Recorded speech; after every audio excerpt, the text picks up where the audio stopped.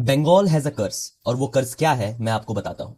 Recently Bengal election के result announce हुए, और जैसे ही रिजल्ट अनाउंस हुए उसके बाद से ही बंगाल के अलग अलग पार्ट्स में वायलेंस की न्यूज आने लगी। बीजेपी ने एक लैंडस्लाइड विक्ट्री हासिल की और टीएमसी 80 सीट के आसपास अटक गई है। इस इलेक्शन के बाद इतिहास बदला, सत्ता बदली, पार्टी बदली, लेकिन जो एक चीज नहीं बदली वो थी बंगाल में इलेक्शन के रिजल्ट के बाद होने वाला वायलेंस।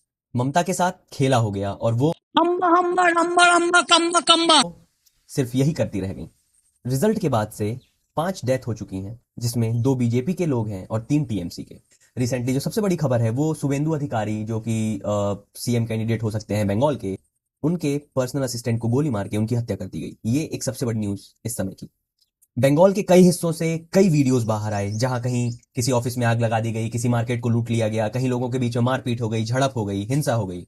और ये सब हो रहा है जब 2.5 लाख से ज्यादा सिक्योरिटी पर्सनल डिप्लॉयड हैं बंगाल में।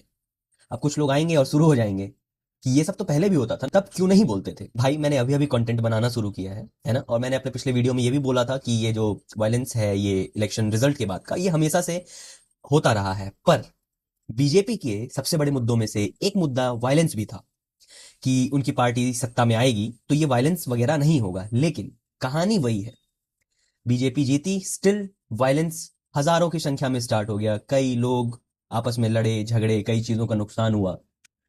पार्टी वर्कर्स की लड़ाई हो या आइडियोलॉजीज की, जो नुकसान होता है वो सबसे बड़ा वहां की लोकल पब्लिक का है। एक चीज तो तय है, बंगाल में कोई जीते कोई हारे, जो सिर्फ एक चीज नहीं बदलेगी वो है ये वायलेंस।